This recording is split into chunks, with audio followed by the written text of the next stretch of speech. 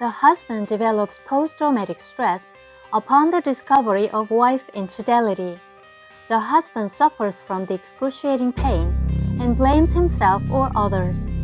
If he blames the wife and the adulterer, he may display rage, employing violent language and behaviors since he cannot bear his pain of post-traumatic stress.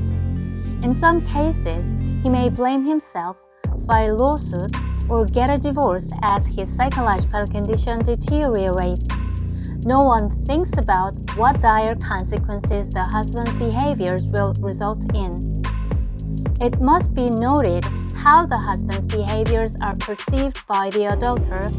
First, all the husband's negative expressions can be used to justify the adulterer's wrongdoing of committing infidelity with the wife. The husband's behaviors are equivalent to giving the adulterer what he wants. The husband's behaviors may be used as a support for the wife's infidelity, her falling for the adulterer's attention and consolation, and getting a divorce.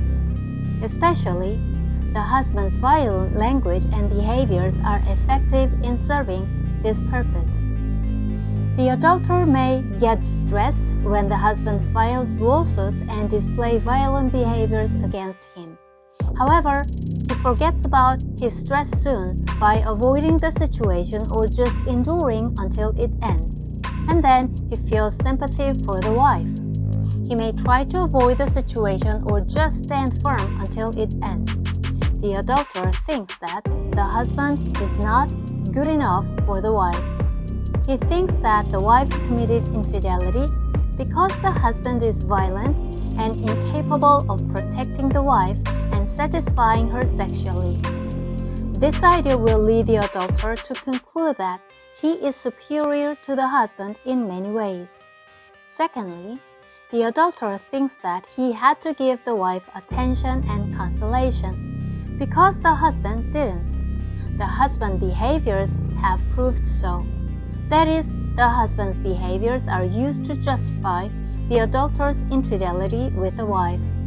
He thinks that the wife is a good woman who is sweet and sexually attractive, but she is suffering from the relationship with the husband because the husband is not a good man.